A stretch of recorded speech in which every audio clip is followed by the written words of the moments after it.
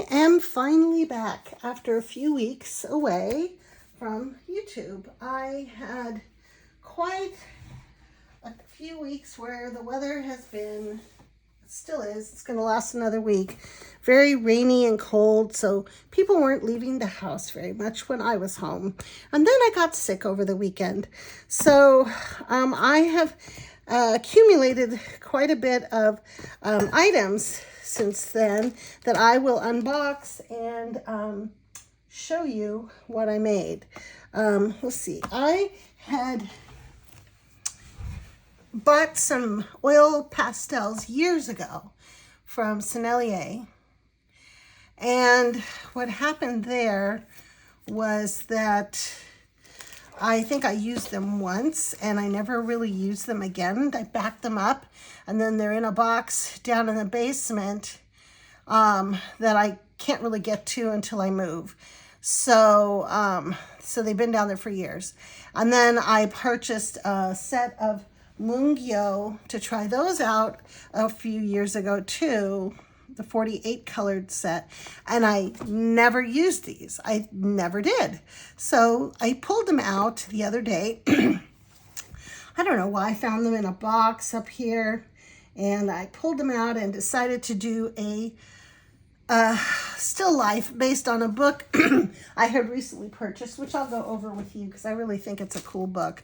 And I do like these art books because they give me inspiration and something to, you know, base my art on. You know, I like to look at things and then kind of, I don't do it exact, but it's basically, it could be I would say a master study is when you're really going for pure accuracy, but they're studies of these paintings or variations thereof. And so I recently, let's see if I can find the book that I did that one in. I don't know if I'm going to find it in here. It's so weird. I had it, I just completed it, and I have misplaced it somewhere. Oh, I know, it's on gray paper. That's why I did it on gray paper. So I was playing around very loosely and said, my God, this is fun. And I really did not hate the outcome of such a loose, freeing type of medium. So anyway, I'm actually not going to open here. Let me just move these boxes around, open them up, then I'll go back and show you what I did with the Mungyo 48 set. In the meantime, I'm like, wow, these are great. So, insane shopper that I am, I decided to order the, because I thought, okay, I'm going to do a video. I'm going to do some comparison of affordable oil, soft oil pastels. So I thought, okay, I'll try the Lightwish. They have 100 set that I ordered, and then 120 set of the Mungyo, because I do like the Mungyo. They were cool, and I wanted more colors. And then I don't know, I think I saw a video and somebody on YouTube, and somebody was using these Japanesque colors. Oh, it was the woman is the Folk Art Factory on YouTube. I like watching her. I think her name is Debbie. And she was doing some of her favorites, and a few of the colors, I think at least one of the colors from the Japanesque set was her favorite, and I really liked it, and I had to have it. So of course I had to order the whole set, which crazy, but I don't know if you can get these individually, and they weren't very expensive, so I just ordered them. These are Turner Japanesque color. So I'm going to try and open this package, quite nicely wrapped. It's good for protection, hard to open. So just bear with me here. I got that off. Okay. And we've got this little doodad here, and here are my Japanesque Turner Acrylic Gouache, and it's all in Japanese. Let's see if on the back there's some English, because I don't read Japanese. I don't speak Japanese either, but let's see what we have. Nope, only in Japanese. Let's see what these tubes, do they have the colors written on them in English? Okay. Oh, I've got to get my reading glasses. Be right back.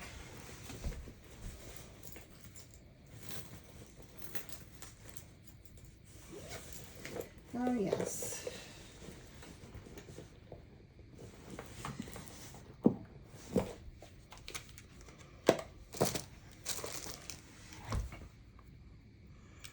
All right, so let's see. The colors are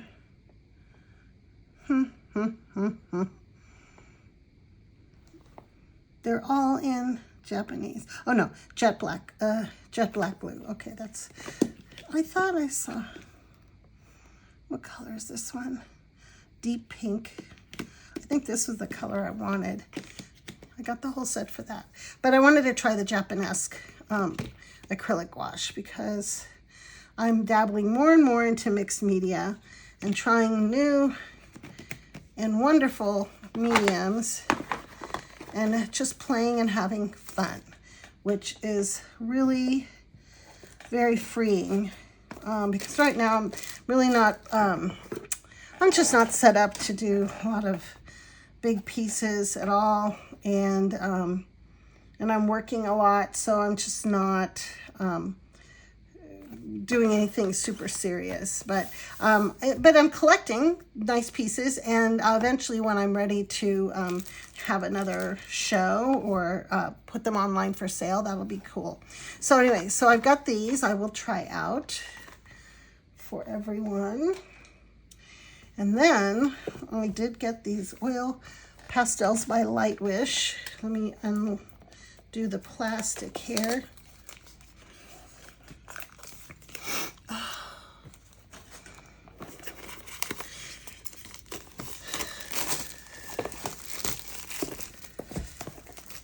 Yeah, it said that the Lightwish were very blendable and soft, which I like because of the style I like to work in. I love impressionistic work. And so, yeah, this is nice. Oh, there's a bunch of trays. I don't really, I mean, the trays are, oh good, there's not 2 layers of trays. That's good, because I hate when I get my colored pencil sets and there's 2 sets of trays layered. It's really hard to find what I'm looking. Oh, there are, but they're in separate boxes. Very, very good. Okay, so these are separate boxes. They're not just trays laid on top of each other. Oh, such an array of beautiful colors. Yep. Okay. I will test those out.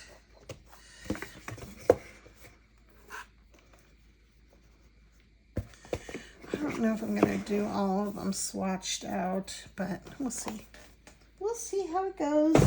And then I have this 120. I probably won't do a full swatching today of all of these because I'd like to do a comparison and maybe do a quick piece of work with them as part of the comparison video.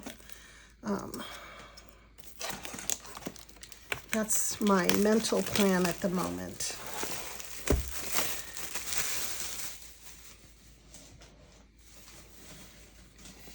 And this Mungyo, this is a very pretty black box. It's covered. Yeah, this is nice. I'm dropping things. Okay, so this does have the colors here listed by number and by name. And there's 120 of them. Oh, and a swatch card. That's cool. Okay.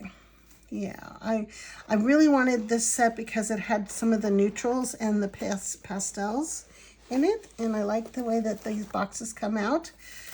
Again, the way they, yeah, I love these like neutrals and lighter colors too. I like having both. So I'll test these out too and tell you what I think, and then you can make up your mind whether these are definitely more reasonable than Sennelier for sure. But okay, so because I was like, well, I think I'm gonna do Sennelier, and I saw a set in the box. I think it's a box set on Arte Miranda, which I decided to go on their website just to check it out because I'd heard that they were probably a little bit more reasonable than Jackson's. I don't know. And that they also had been able to work out the tariff situation where they just kind of include it in the price so you don't really feel it.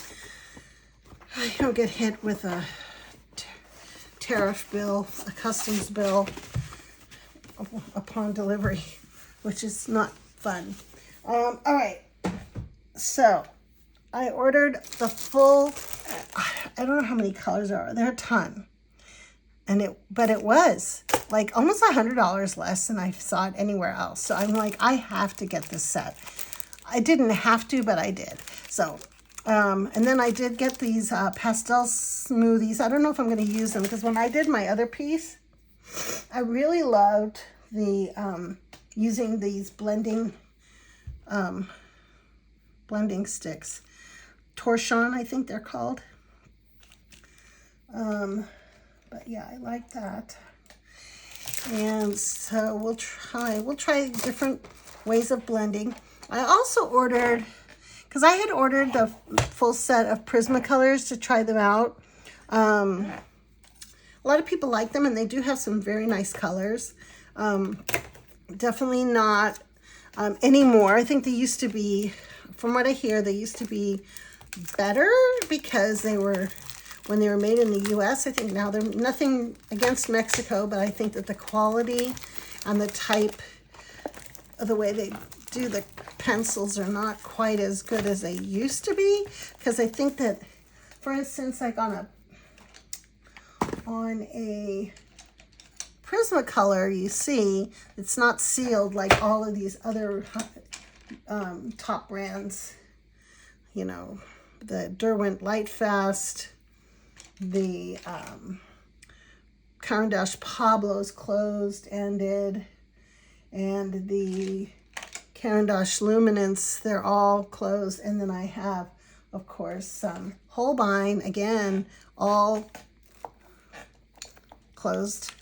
And these have open lids in the back. And I don't know, but I do like their colors. So I wanted to try them. And now I've mixed up my colors here. Let's see, put this back, this here, and this here. Let's just stick them back in here. All right, so I decided to get what I saw called very thin, artist quality, hard, thin lead pencils. So these are hard, so for detail, I thought this would be very useful, like if I'm doing work around the eyes, putting in wrinkles or fur, like small, you know, little whiskers. So I'm going to test these out and see if they were, how different they are from the regular ones. But let's see.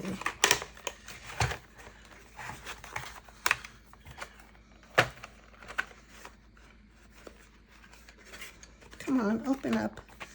Well, this is interesting. So this box, I don't want to rip the box.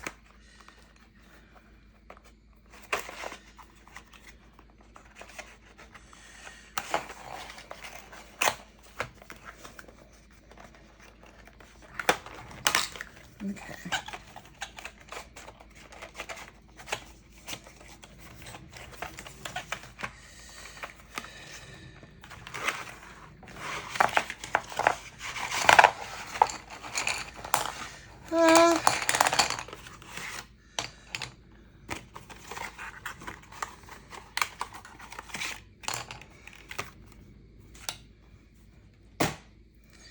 All right, let me sharpen this black.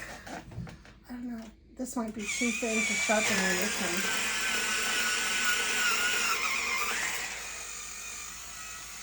one. Okay, got a good point on this. Let me sharpen one more.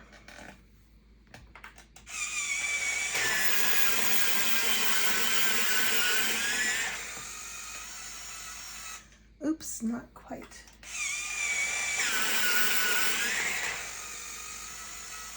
Okay, there we go. So I got a couple that have a good point, so I can test those out for how hard the lead is. And I also got, because I did get a few of these to hold my pencils, because I'm running out of space to put stuff, and I really like to have my pencils standing up so I can see them. I don't like things laying in a box, or because I want to be able to pull my paints out. So I found these cute things on Amazon. They're like little pencil bags, and they zip, and you can pull them down like that and store them. And there we have it. I got one more bag that I'm going to use. I think for now I'll probably use it on this. Yeah, so I just got this today. So this is a blue one. It's very cute. And I'll put the very thin pencils in there for now. I might need to get one more, because I have to separate them out, because these are a specific type of pencil. Whereas my other ones, because I also ordered from Jackson's, and I'm going to open those up. I think I ordered a bunch of more Holbein colors. So I just stick these pencils in here. Yep, there we go. I'll have to sharpen all of these, but I'll just store these over here for now. Oh, and it stands up, so I like this. It's a cool, handy little pouch. And then you go just pull it down. Yep. Stick these over here. Put this over here. The Japanesque. All right, the last box that I will open today is from Jackson's, and I think this just has pencils in it. I really exercised a lot of restraint, because I've received these things over, a couple weeks, and I did not touch them. I was waiting to share them with you. All right, so there's that. Let's see what I have here.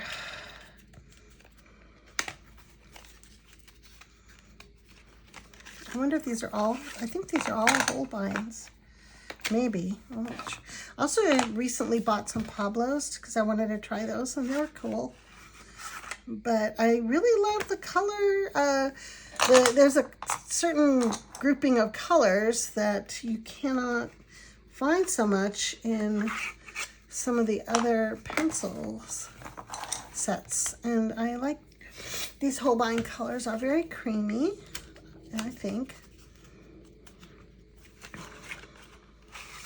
Okay, I did get a little bit of a mix, and then I got a Moonstone from Derwent Light Fast, and the rest here are Holbein, and one more box.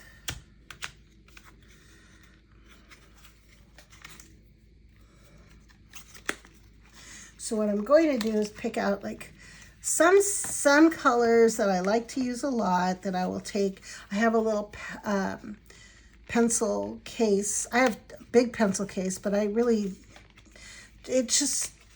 know. I was storing my favorite Pastel polychromos in them, and I just wasn't using them enough, because you have to unzip it, and then you have to fold the things back and forth.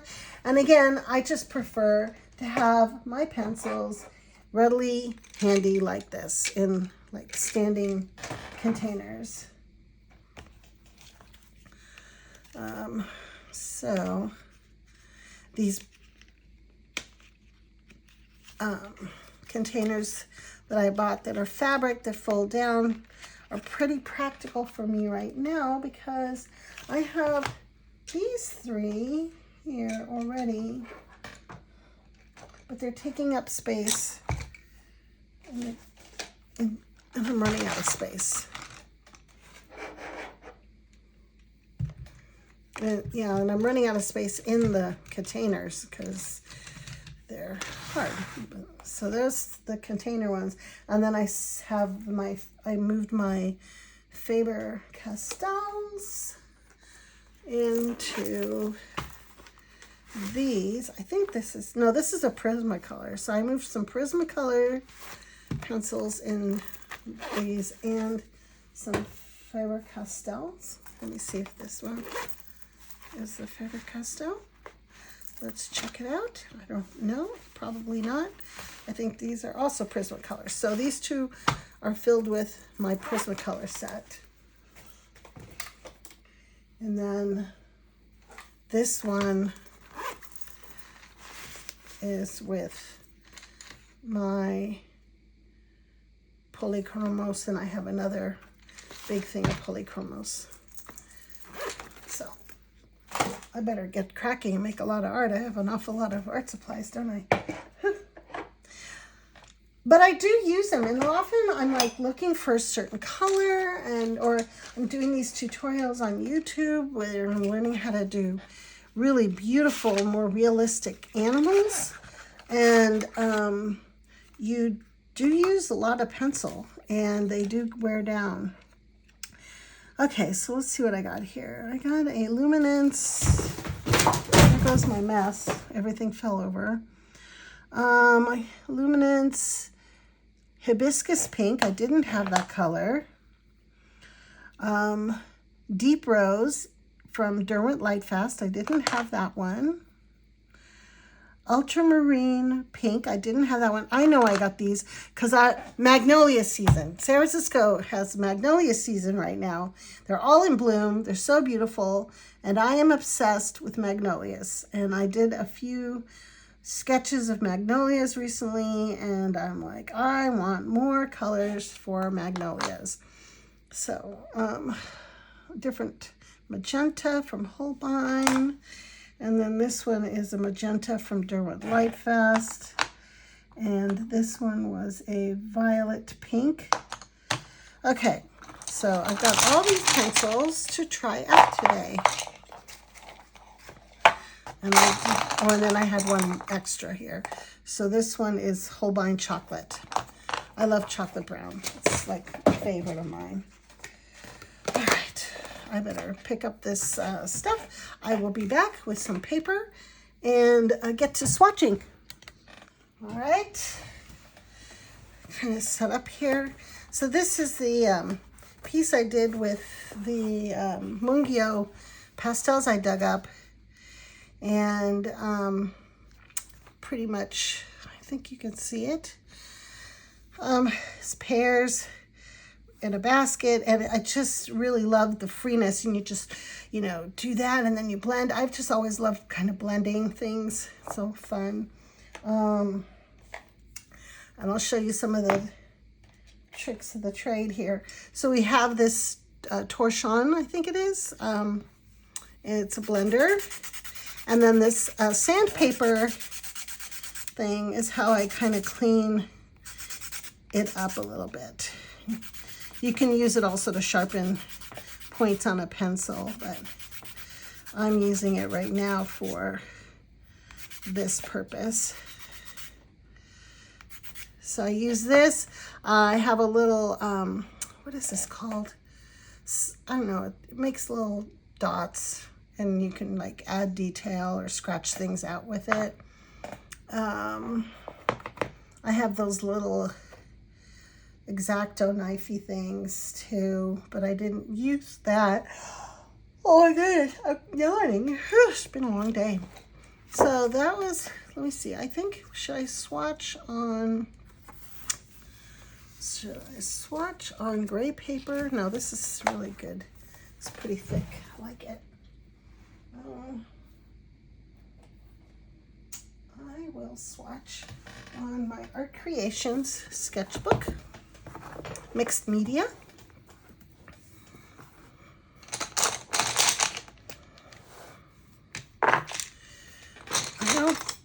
I'm gonna do all the pencils. Let's start with the Japanesque color. These acrylic gouache. Don't use a lot of gouache right now. I have done pieces in gouache. I've done them in, usually I work with regular artist gouache, but acrylic gouache is good too. It's just different. Okay, let me put glasses back on here so I can get started on the swatching. Let me swatch on this side. So this color is jet black blue.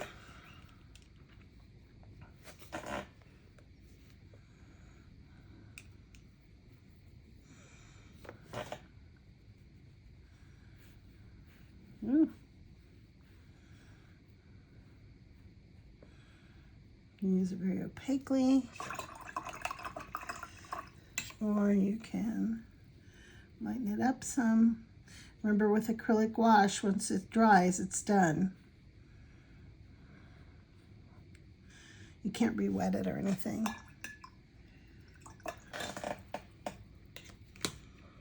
And that was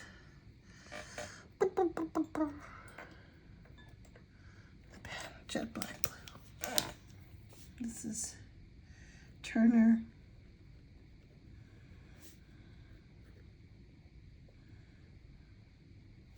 How do I spell that again?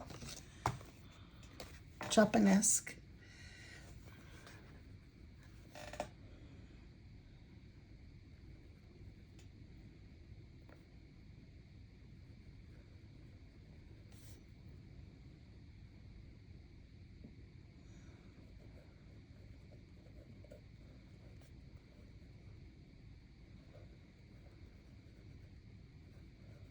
Sorry about my writing. Okay.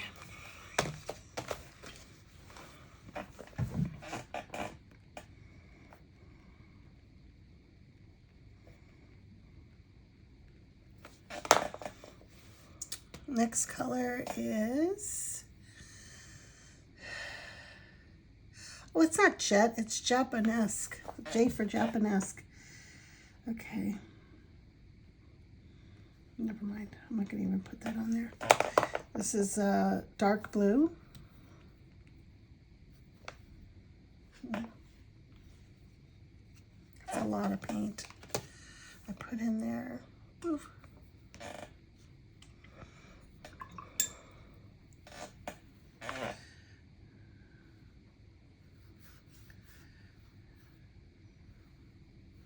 It's kind of like an ultramarine type blue.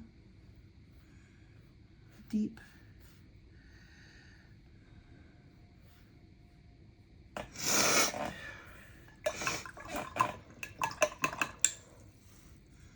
I should have started with the darkest colors because that means I'm going to have to change my water sooner than I would have. Okay, so this is, again, dark blue.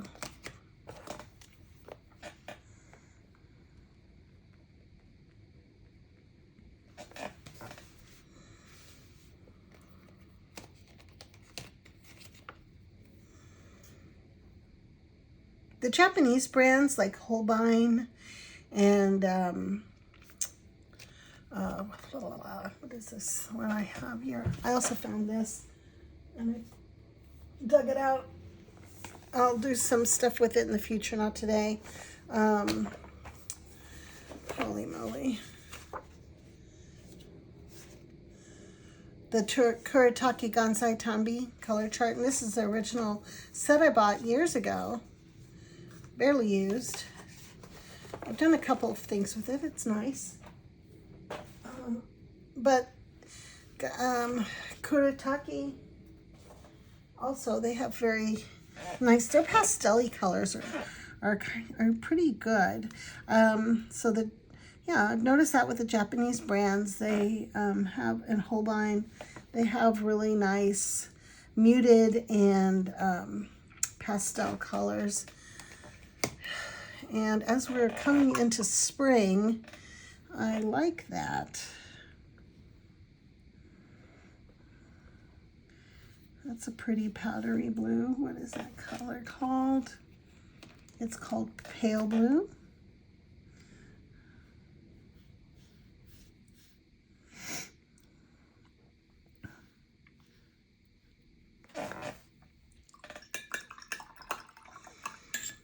I mean, in these acrylics, you really can just use like acrylic paint, because that's what it is, basically. In small tubes called gouache. Okay, pale blue. It's pretty. And here we have yellow green.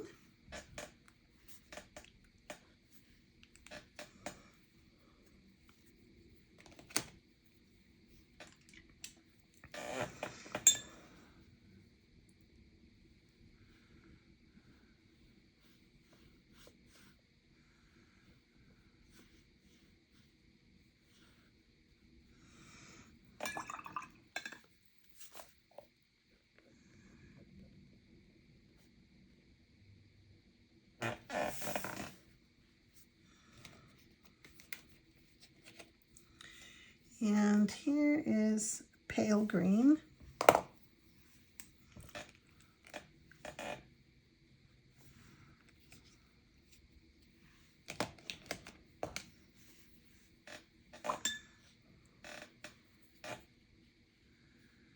I like that pale green. It's kind of like a celadon. That's what it reminds me of.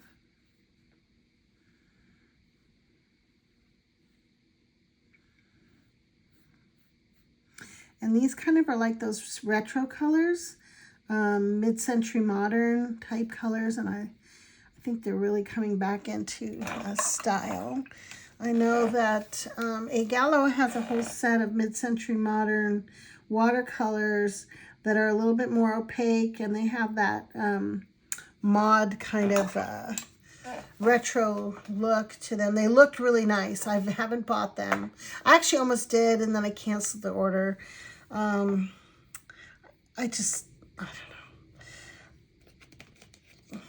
know. I know eventually I'll just end up getting them, and I'll probably end up never, hardly ever using them because I've got too many art supplies as it is. I'm going to have to retire and just do art for the rest of my life. That's the plan, I guess, here going forward. Not ready yet, but we're going to get there.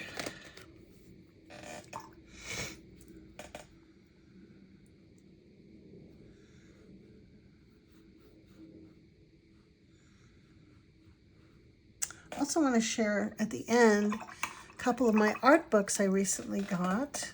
I just received one today because there is an artist, and the book is so expensive. I haven't bought it, even though I took it out from the library and used some of her, some of the books for references for some of the paintings I did in my sketchbook, and I really liked it.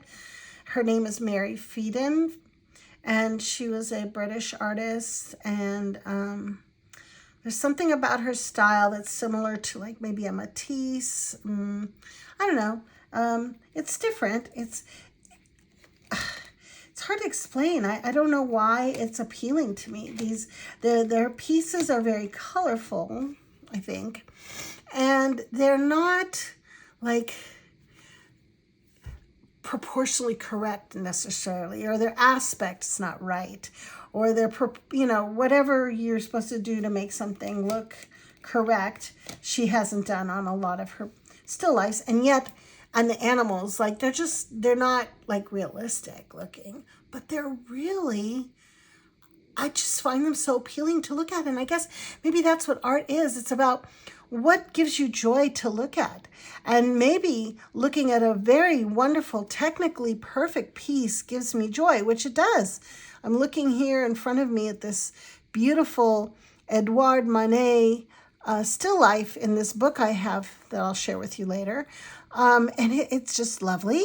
And it is an impression. They are the part of the Impressionist movement, but this is more a real still life, realistic.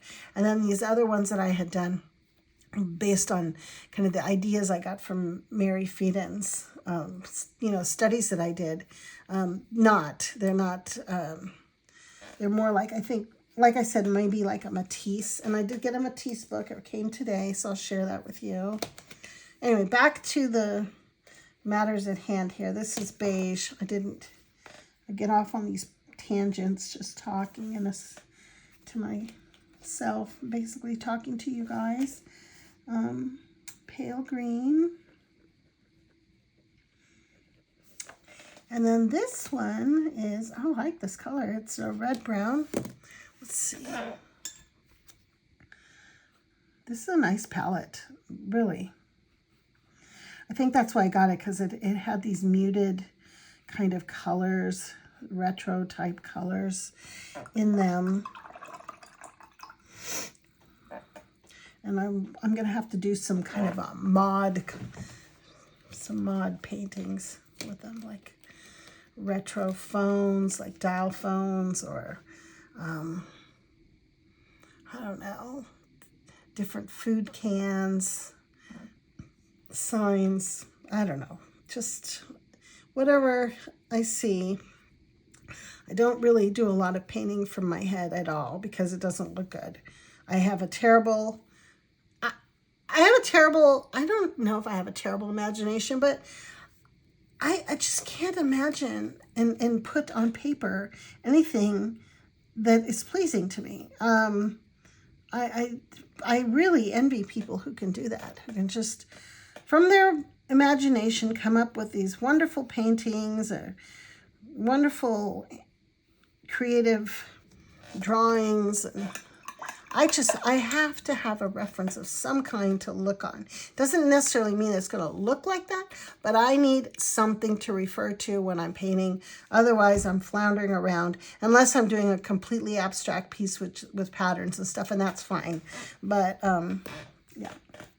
So, here we have deep pink.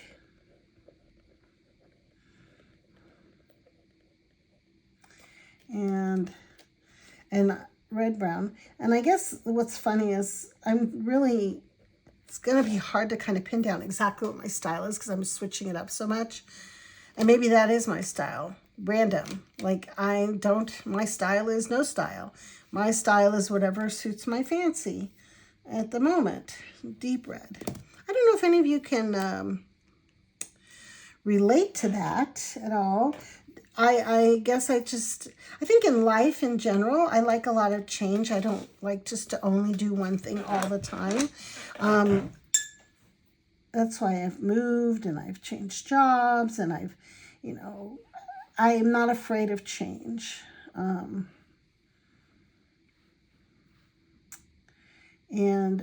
that's why I like trying different styles, different mediums. I don't just stick to one thing ever. So does that mean that I'm not an expert at anything? Maybe. What do they call that? Jack of all trades, master of none. I think I've mastered certain things, as I've been progressing with my art. And I don't know if I ever master something, but I feel pretty confident with a lot of medium, watercolor, oils, acrylics. I don't use a lot of gouache. I don't think gouache is difficult. It's just I just don't use it so that much. I think acrylic gouache is probably, I don't know, maybe it's easier in a way because you can just paint over it and it doesn't lift off, whereas the other one does. And yeah, it's different. Yellow, red. Wait a minute, what was this one? Deep red. I do love my watercolors though. They're just the translucency, the color play. I love inks. I've discovered inks this year. Oh, I'll show you something crazy I did yesterday too with ink and watercolor. I used some deep light watercolors and some ink and did a kind of abstract-y kind of funky female based loosely, pretty much, from something I saw on Instagram. So I like to get my ideas and inspiration by looking at stuff on social media. Yellow, red, or books. Okay, and here we go. Yellow, red. I wonder what does that mean? Like, is it orange? Yellow and red makes orange. Okay, there we go. Oops, I just can't stop dropping things today.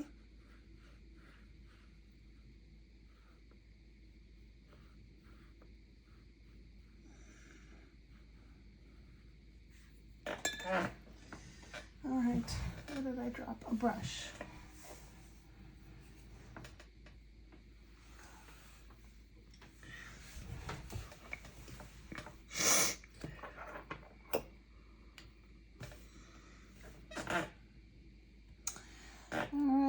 That was yellow, red.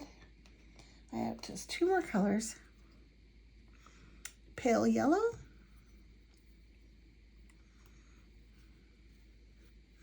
Ooh, nice. That's a nice yellow. It's very pale. Hence the name. Okay, I just messed up my clear water with red.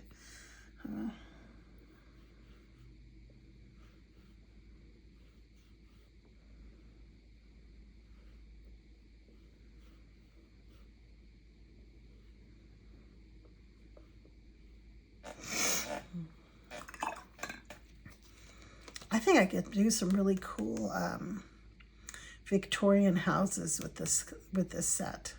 Because I don't know if you've been to San Francisco, but our houses are all over the place. We have so many colors. They're the colors of the rainbow, just like the Rainbow City. Yeah, our Victorian homes, even the homes in the Sunset District. And I mean, I think people could just paint. They don't have like HOAs like they do well, I lived in Colorado for 22 years, and you couldn't really paint in most neighborhoods.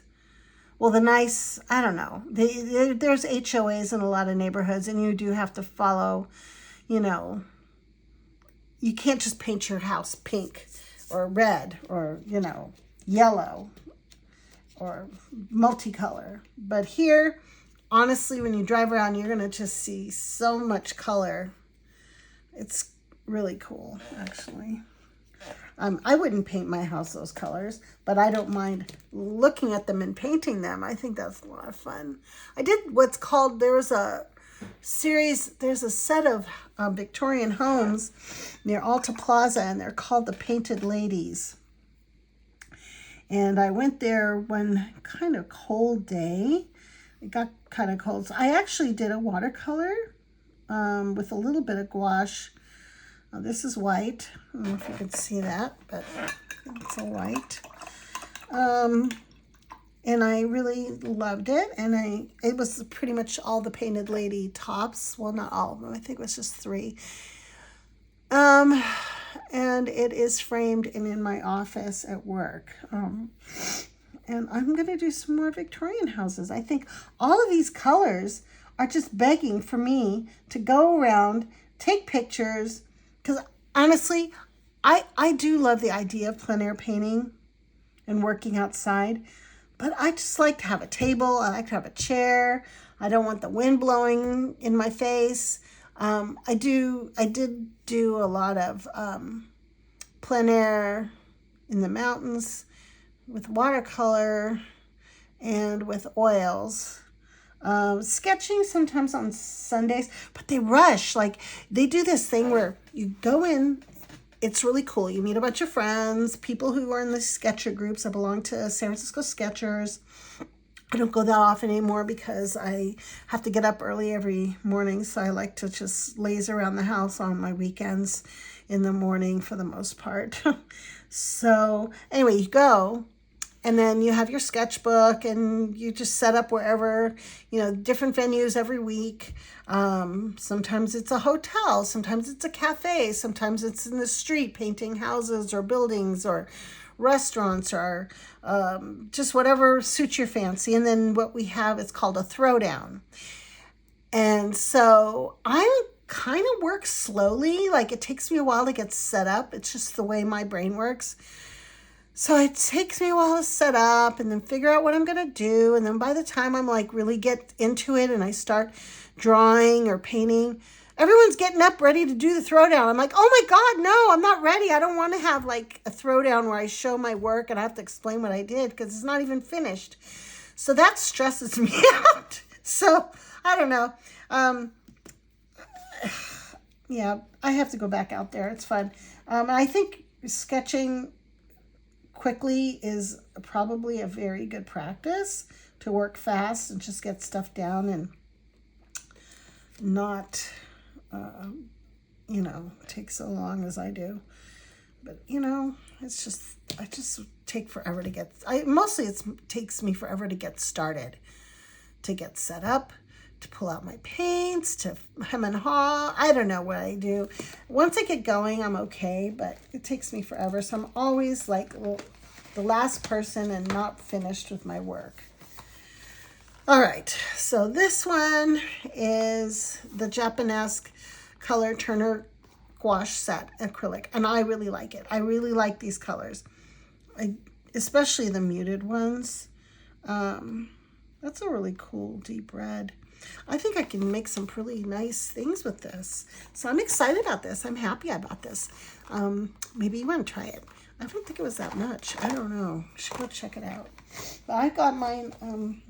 These are easy to find on Amazon. I know. I try not to buy too much on Amazon, but if I'm searching around and I can get something in a day or two and it's cheaper than any of the art supply stores, I'm you know, and that's not always the case. I order a lot from regular art supply stores like Jackson's, like Arte Miranda. I just did Arte Miranda for the Sennelier set that's going to come. That one is, I think there's like 120 colors. I think I got the biggest set that they have, like all their colors. Very pricey, but I think it was like almost $100 off of what the list price was. So I thought, okay, I got to get it.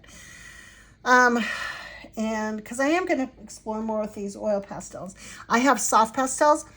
I'll tell you what, soft pastels, they're beautiful. I hate the dust and it's messy and I'm breathing that stuff in. It gets everywhere. I just can't. I can't, especially since I'm working inside. And the cleanup you'd think that it shouldn't be that messy. There's soft pastels.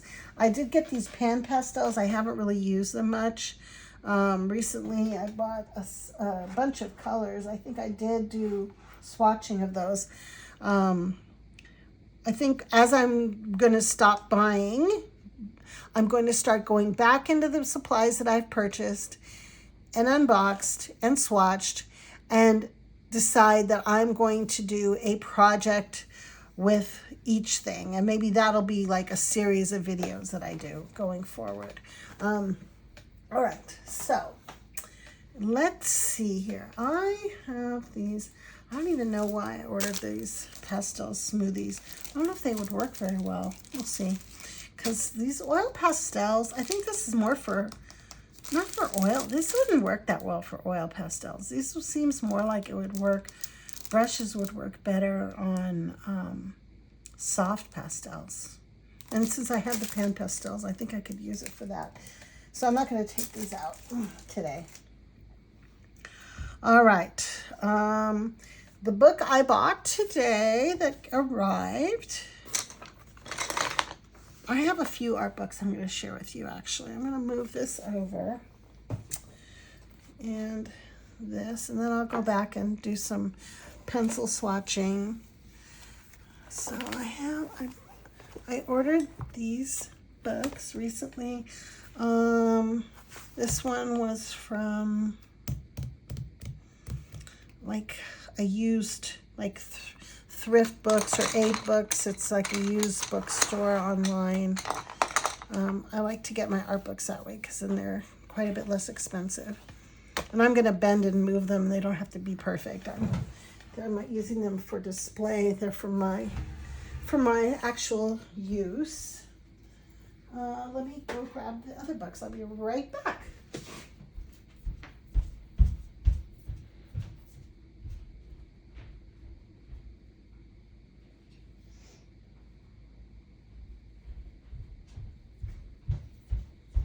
Okay, so I just kind of in a thing where I really enjoy, oh gosh, my daughter's, this is crazy. This, it looks like a spider or some kind of crazy thing. It's a false eyelash that got stuck to my book.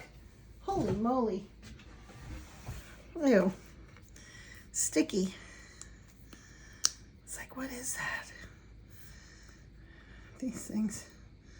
You know, I have daughters, so I don't know if any of you have daughters that like to use false eyelashes from time to time, but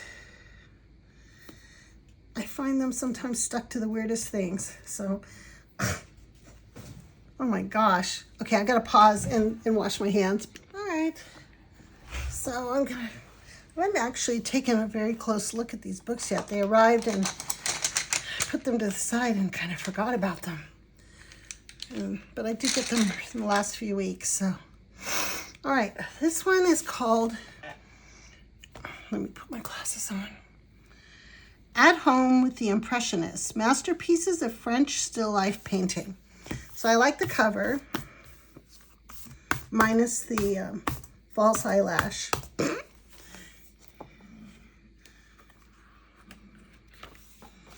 The Phillips collection. The Impressionists showed us a new way to look at the world with their graceful and fleeting visions of city streets and the countryside. Okay, let's see, introduction in the kitchen. So this is Monet. This is a picture of Monet over here.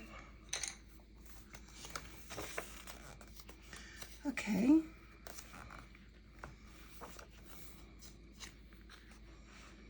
So this is a lot of writing, but there are some pictures here. So it is Camille Pissarro, Still Life, Detail, 1867. Oh, yeah. I love painting sardines, and oh, this doesn't look like a sardine. This looks like a bass or something. This is by Edouard Manet. Okay, so this is my jam right now. I'm really into doing some still lifes.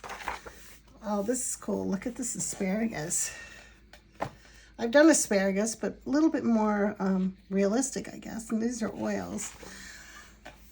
And with pastels, because here's the thing, why I'm really interested in exploring more with oil pastel.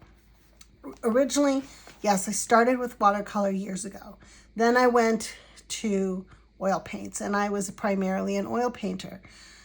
I don't have the proper space to, and oils are quite a bit of cleanup. There are some fumes involved. If you use some Gamsol, even though it's supposed to be non-toxic, and the oils themselves are messy. They just are. They're messy. So I don't do oils anymore in this house until I get either a studio or when I move and I'll have a space dedicated for a studio in home. So anyway, that is why I'm really excited about working in oil pastel, because there's no smell. It is oil. They go on like that, and you can blend them out and make them look like an oil painting because they're an oil painting just with pastels. So that is why I'm going to experiment and play with them. And try and master them.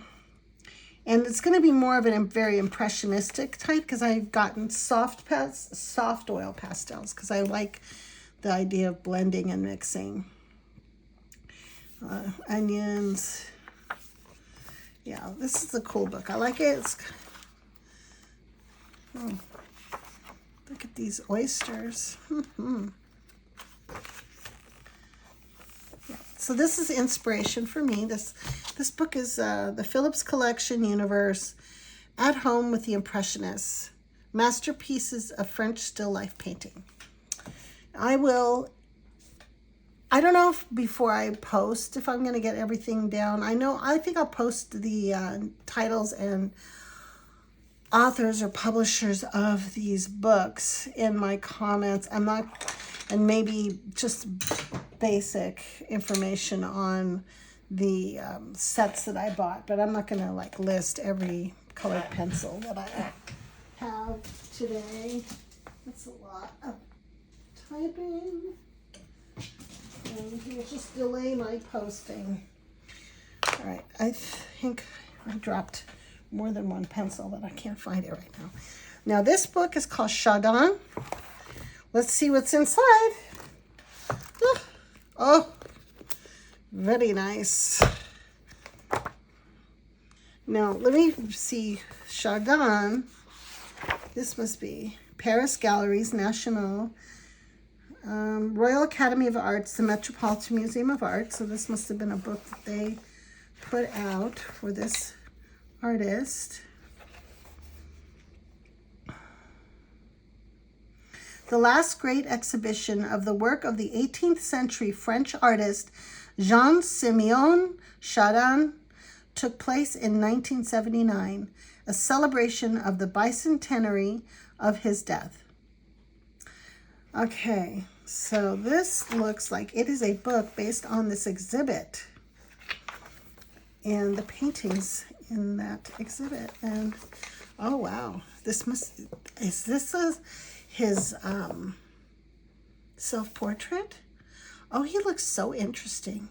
He really looks like somebody I'd meet here in San Francisco. I gotta tell you, he just has the vibe. I like it. That is pretty nice. So looks like he did still lives. I'm just dropping all my pencils. Oh, like they really do a lot with dead rabbits. Oh, poor dead rabbit. That's so sad. Okay, I like this one. I'm just gonna drop all my pencils. All right. Yeah, what is that? It's kind of disgusting, but that's interesting. Look at this cat. This cat is trying to grab something. I don't know what that is. Chardin's Beginning and First to Life. This is a salmon. Is that a salmon? Maybe.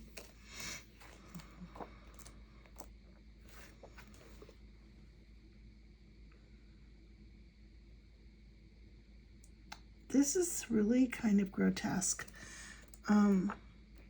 Interesting. Oh, I would love to do this. Okay. This is a study I would love to do. It reminds me of Vermeer. I think I could do it. Yes. I'm going to put a bookmark somehow. Let's put this here for a bookmark because I want to do that one. Oh, these poor dead rabbits. What is it? I guess rabbit stew was a big thing in France. Okay, the florals, another dead rabbit. There's a lot. Oh, here's a dead chicken. I do like chicken.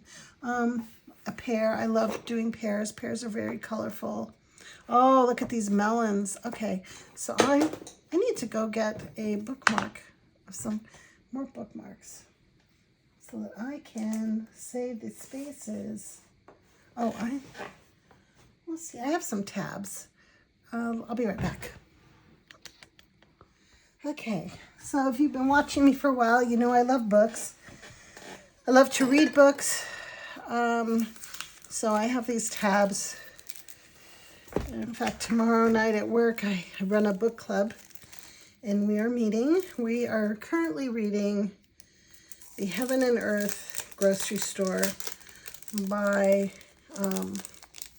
Percival. I think it's, oh my gosh, what's it? Brain, please function. Percival Everett. And it's very good. do enjoy it. It's the second time I've read it because we had to vote on a book and we were doing themed books, and this is Black History Month, so we were looking at African American or Black authors. They didn't have to be American, and that was a book everyone voted on. And then the other one that I wanted to do is this one, because this, I like it. It seems, I mean, in some ways it's simple lines, and I really enjoy this. I think it's very nice, and I love the colors, or the simplicity, and then the shadows, and I think it will be a very nice work to practice with. If I do it and it doesn't look horrible, I'll show you guys. All right, so this is a book about Chardonnay, The Butcher's Table. Yes, so there's a lot of lovely references and history in this book for me to, oh, look at this. This is good. Look at this picture. It's really pretty. That'd be a nice challenge. I think I would do this one maybe in colored pencil. Yeah, maybe I would try that for the finer details, because I think these oil pastels will be difficult because they're soft to get in and do really fine details. I know it can be done, but anyway. Yeah. All right, so there's this book, Chardonnay, and it is the Royal Academy of Arts, Metropolitan Museum of Art. Trying to think who the publisher is, so if you guys wanted to get it. No, that's it. It was published by the Royal Academy of Arts, the Metropolitan Museum of Art. If this is something you're looking for, I might find a copy online, used bookstore, because that's where I found this one. I was just doing a search and I found it. Okay. All right, this one came also the same way. We did a search for used books, art books with Impressionists and still lifes, and I found this one, and I am not disappointed. Has some lovely still lifes that are very, they don't look too difficult. And, well, that one does. Oof. I love this. I love white and blue tea sets in China. I like this. I might want to do this one. So here I am, like, bookmarking my future projects.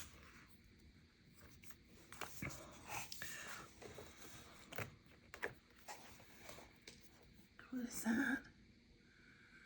Vincent van Gogh, Three Birds' Nests, 1885, oil on canvas. Okay, so this has a mixture of many different, this was Edouard Manet. I do like Manet a lot. Monet, Degas. Ooh. This could be fun with the oil pastels.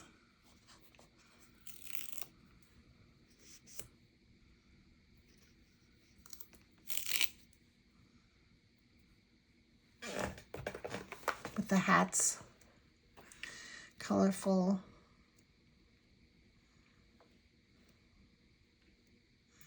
Oysters. Oh, maybe. I don't like oysters. I think they taste nasty as hell.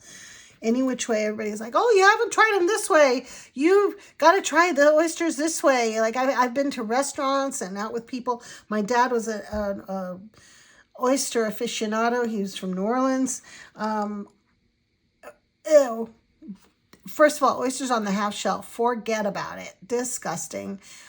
And then the flavor, there's just a flavor to them I don't like. Anyway. Sorry about that. This is very much, my videos are just kind of me sharing art supplies, my love of art of all kinds, and just you know, sharing my life and thoughts and musings as we go along, and hopefully you are finding some value or enjoyment out of my musings. So these are onions. I like onions. Well, I've done onions. I don't know if I would do that one. I don't think that one, that's Renoir. Renoir. Oh, I think these asparagus. Yeah, why not? All right, so that's another art book. And then I received this one today, the Matisse, very colorful. When I get the Mary Feeden book, someday when I decide to spend $40 on a book that's used, I think it's used. I don't know. Maybe I'll get it. Or maybe I'll ask for it for my birthday or Christmas someday, some year. Oh, this is cool. I see the simplicity.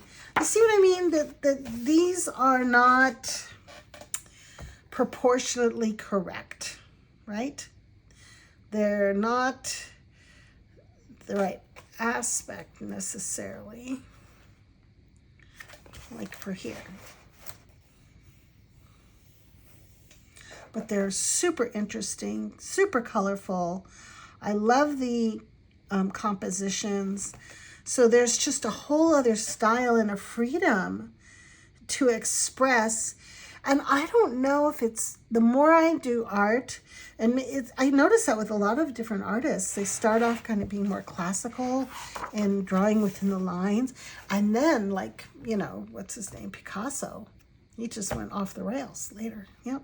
And I think it's because you push an envelope and you want more about style and creativity and emotion and expression. And so you can have that with, I love tonalism, for instance, with oils and making skies. It's very emotive. A very emotional painter. I can be a very emotional painter, painting a sky or a landscape that makes you feel something. That's where I really, that's the zone that I can get into and what I want to portray. And people do feel that. I've noticed when I've had shows and people will see something and then they mention to me that kind of emotion that I was trying to, or feeling that I was really having when I was making it or trying to portray, and they're seeing it, is really satisfying to me. Anyway, I really like this. This would be cool with those mid-century modern colors. And I have, yeah, even the pastels. Yeah, this looks like oil on canvas, another oil painting. So yeah, this is going to be fun to do, to play with.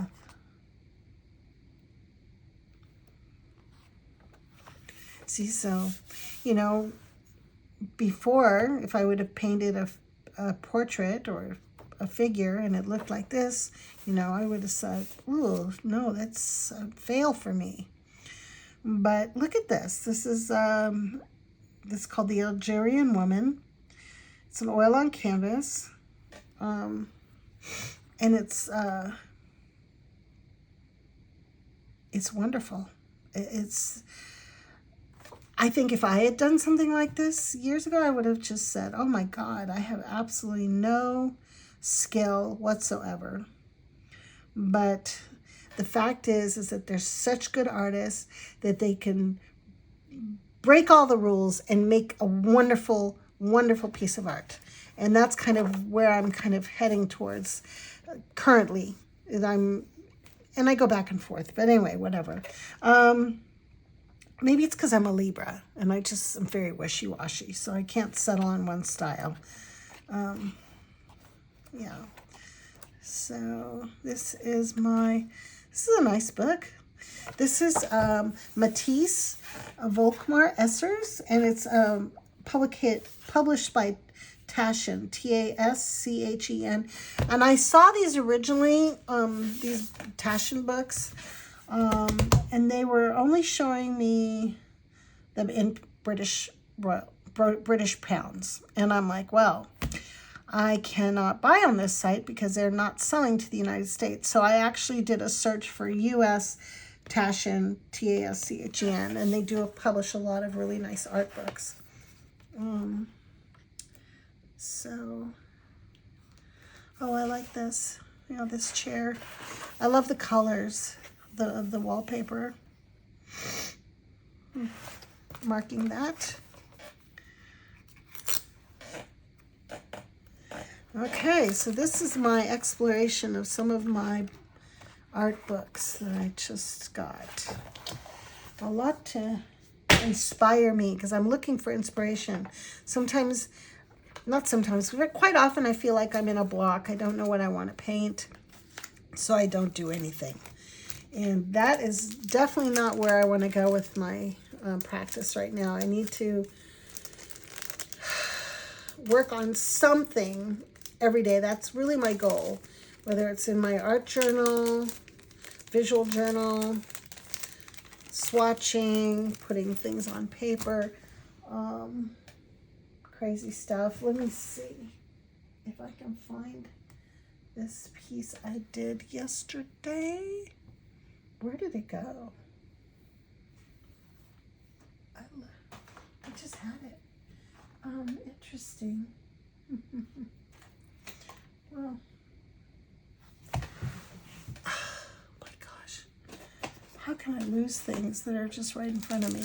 All right, well, oh, and then this book, this is not an art book, but this is, I saw an interview with, which actor was it? Was it? Oh, I think it was Elordi, Jacob Elordi. I believe so. And he was talking about a book that he really liked, which were, he said, short stories or poems. And I don't know if it was him, but I think it was Jack Edwards who was doing the interview. And he's, no, it couldn't have been Elordi because this was somebody who was Iranian. I'm trying to remember who it was. Anyway, the guy was fascinating. It just drew me in. And he said that this version of Rumi, gold Rumi, was the only version actually translated in English by a native Farsi speaker, translator. So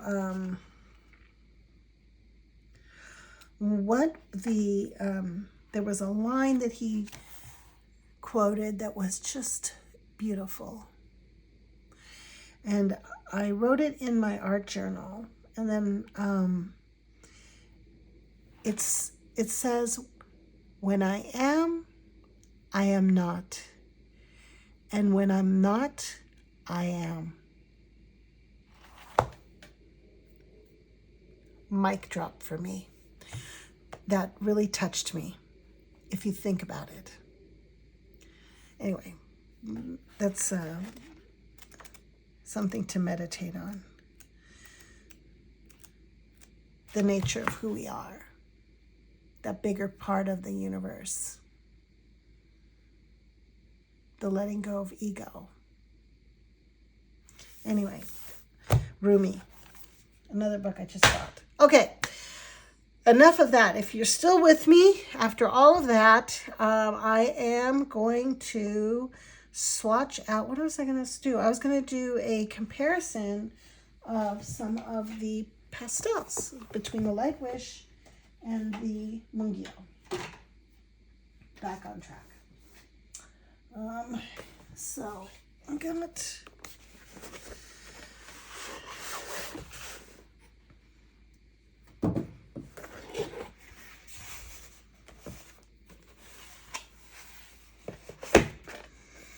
some Mungyo. Definitely not going to swatch all of these. There's a lot of them. And I just, this video is longer than I planned already. I think I'm going to swatch, some of the neutrals that I'm excited about.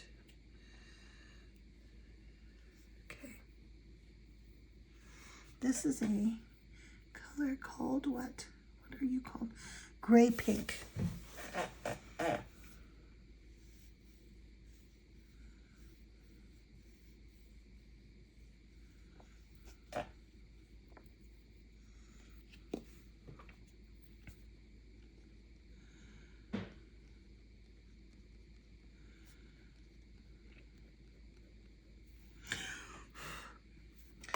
So I have a story about pastels that came to mind because I was reading.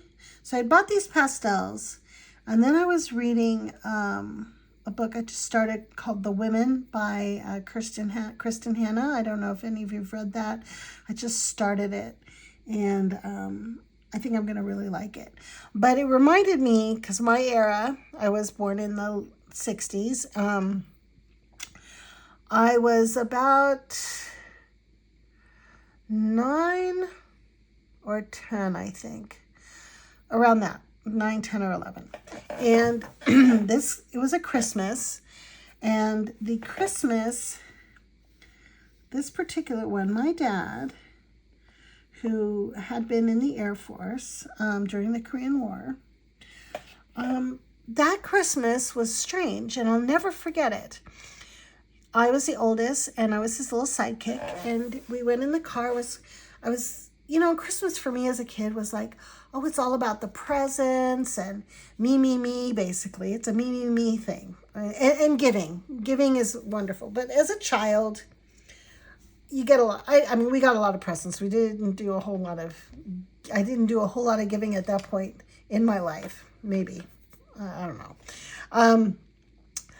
So I was a little salty about it. I was like, I don't want some stranger coming to our house, like on Christmas Day. Weird. Just a weird feeling about it. But somebody's coming home, so I got to stop the video. Sorry about that. That was my daughter. She just came home. All right. So here's back to the story. So that Christmas, my dad took me in the car. And we went to, now in retrospect, because I'm getting these memories about things.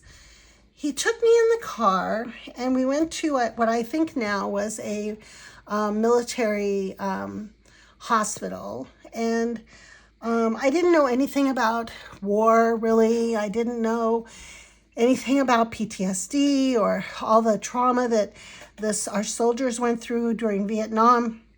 During any war, but during Vietnam in particular at this time. Must have been like 1970 maybe, 1971 maybe, was around that time.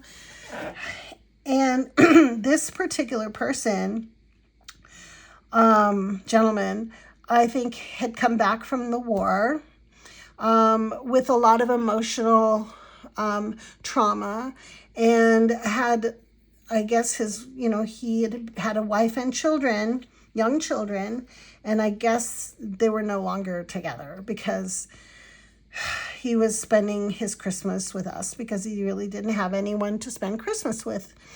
And my father, we picked him up, and I just felt like, as a kid, you're kind of awkward and everything, but it just touched me, like thinking back on that, like he was nice, and he was probably like uncomfortable, but he was very happy to be spending Christmas with us. And he had brought myself and my little brother presents. I guess he must have asked, like, what are our ages or whatever.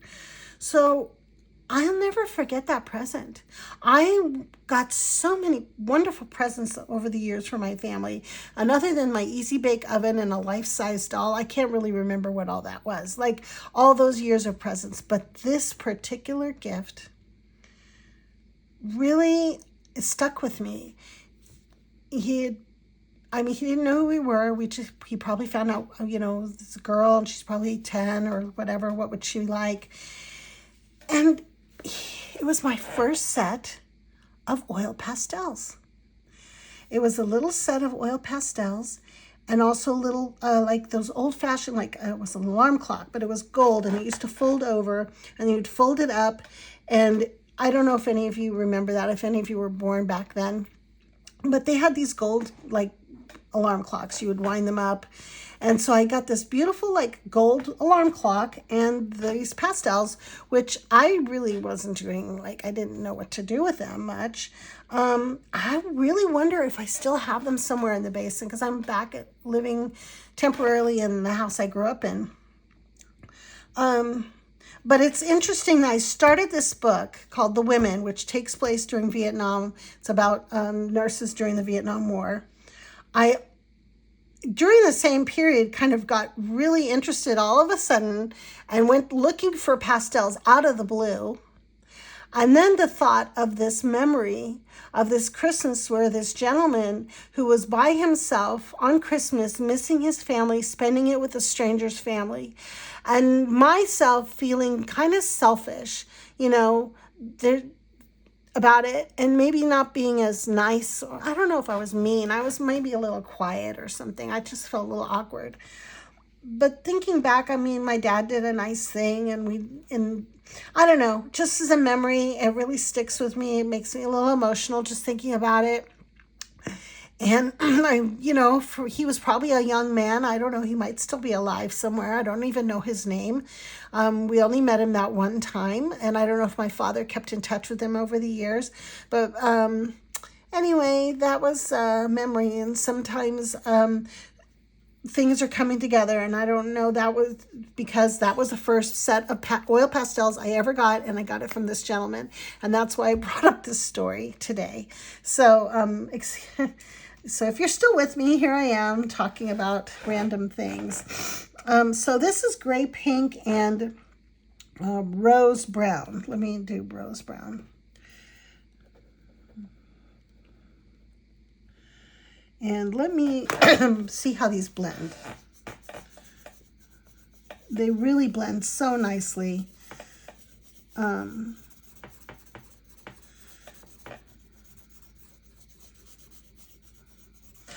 this is a pretty good paper to use them on. I like the smooth paper. I did the other piece on gray mixed media paper too. Let's try another set of colors. I'm doing these colors that are more muted or pastel. This one is a millennial pink.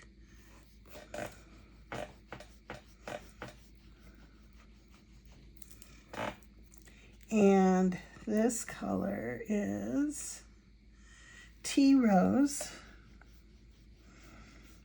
Now, I started a community page where you can post things. You can write something to me. I'm posting like a little bit of, it's almost like a little blog on there. It's on my YouTube, part of my YouTube channel, community. If you want to join me on there, you can write messages. We just get to know each other a little bit better. That'd be cool. So these really blend really nice. I like this. Let me turn this light off and see what it looks like. No, I need the light. Okay, so this was tea rose. I think so. And the other one was millennial pink.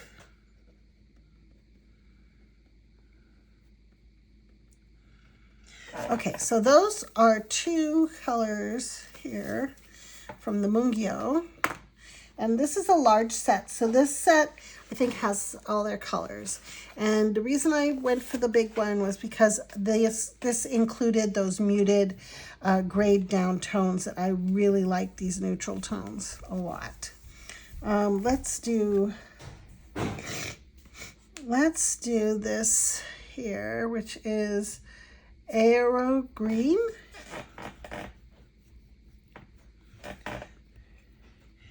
And just regular gray. Oh, they're very similar. Probably better to do maybe this one. This is warm gray.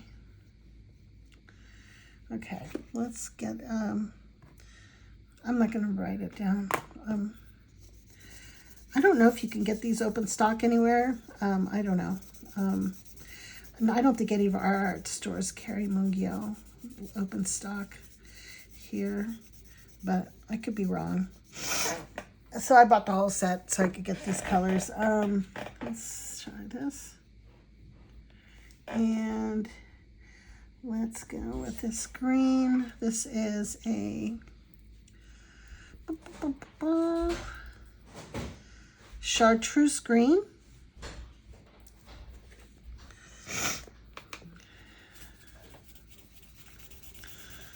Kind of a weird thing to mix together, but yeah, it's okay. Yeah, pretty cool. These mix very nicely. So these are the Mungyo.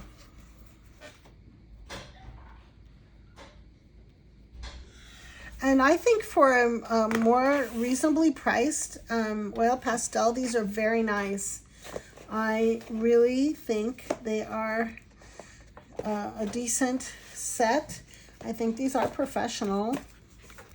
Let me read the box. I think they are actually professional grade.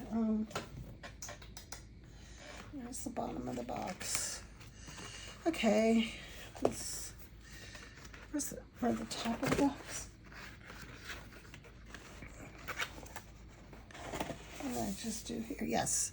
Okay. Gallery Artist Soft Pastels. These are professional. Yeah. So, and really for this many pastels, the price is right. Where's the bottom of the box? What the heck am I doing here? Okay.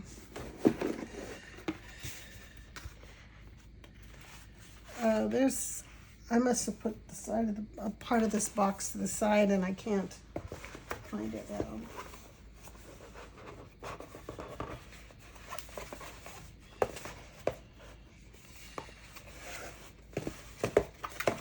Okay, put that over here. All right, now we'll try these Lightwish. I've never tried Lightwish. See how they compare. And of course, there's going to be different colors, might perform differently. I'm going to try and find something that's similar to what I did over here.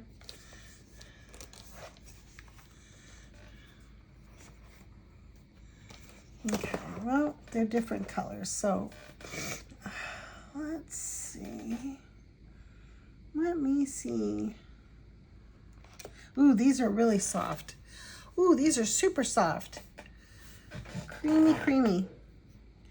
So this color is, this one is Spring Plum Pink.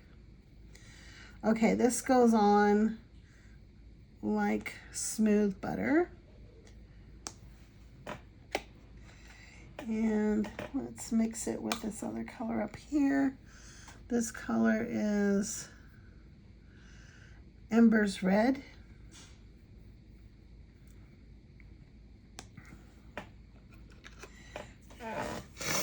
Okay.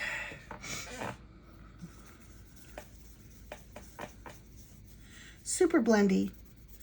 Okay, so these are softer than the Mungyo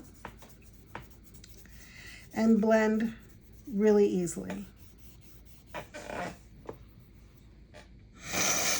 Okay, sorry, I'm getting over a cold, so I'm gonna have my sniffles out here. And we have Sand Brown. And I will mix that here with a,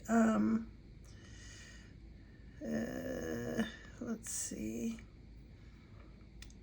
Begonia Brownness. And let me do a gray, kind of grayish color, I think. What color is this? This can be a little messier to use than the Mungyo. Rose gray.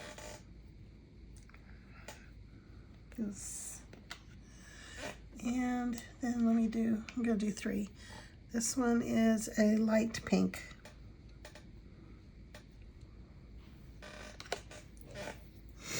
Okay, let me clean off this blender.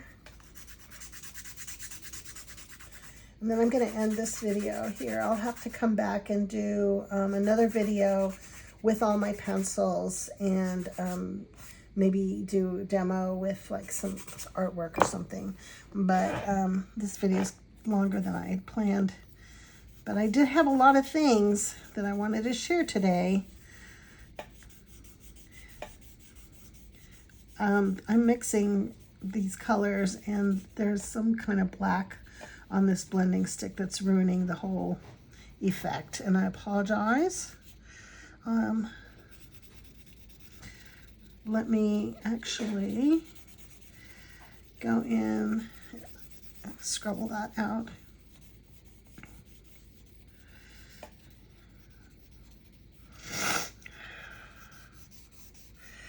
Let me do it with a brand new blender. I'm gonna blend different colors. I messed this one up, I'm sorry guys. So we got this color here. It's Spring Plum Pink. And let's do this color here is Orange Red.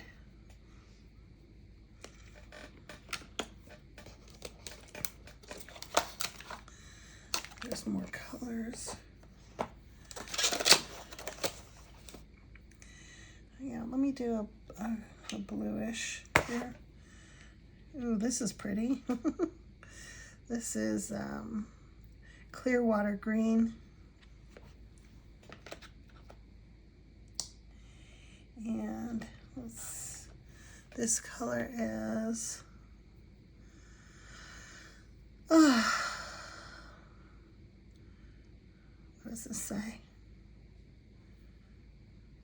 Sunny Mountain Blue. These are just so soft, super soft. So if you like a super soft pastel, this is the one.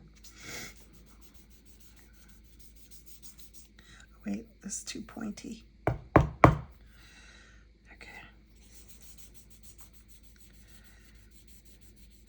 This makes a nice sunset color. This blender is a little too sharp. It's kind of digging in.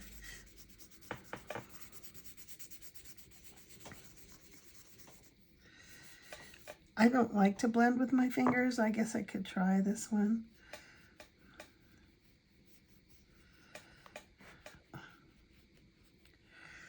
I'm going to do it with a blending stick.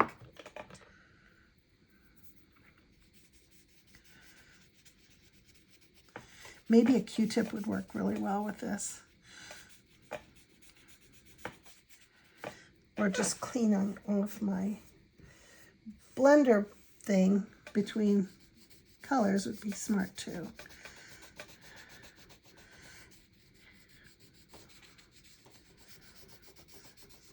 Yeah, I really like these, and they are very different from both of them.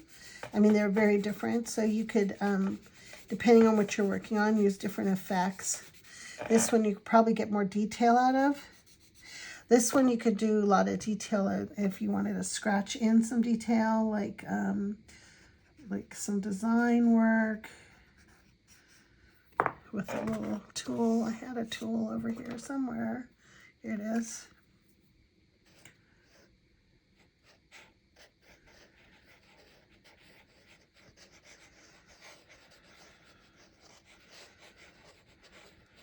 Making marks. Let me see what it looks like if I put some white on top.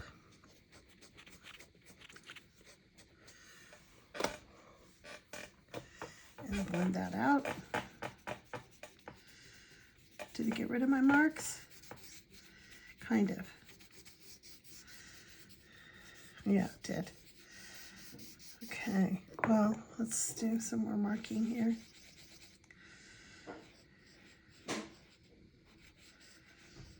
Okay, and blend.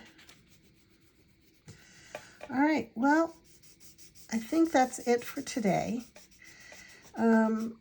These are Lightwish. I'll write that out up here.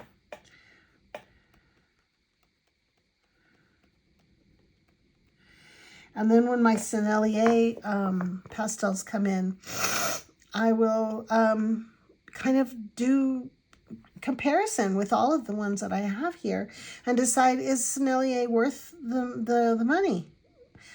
I think these are great. I love these colors. Oh my gosh. I mean, there's tons of colors. I only swatched a couple, but these are super, super soft. Mungyo are soft, but not as soft. So I'm not sure which ones I would actually use more. But they do set once you blend them out. Yeah, I don't know, guys. This is fun. I can't wait to play some more. Anyway, I don't know if this has inspired you to try some new medium or not, but please do comment on my video. If you're enjoying watching me, share my supplies with you, life stories, books, thoughts, artwork. Please do think about subscribing and adding notifications. This is the only way that my channel is going to grow, is to have subscribers and interaction. I love comments. I do respond to every comment. I am really enjoying the people I am meeting through this new channel that I started. So again, thank you so much for joining me. Have a wonderful day, and wherever you are, please take care. Bye-bye.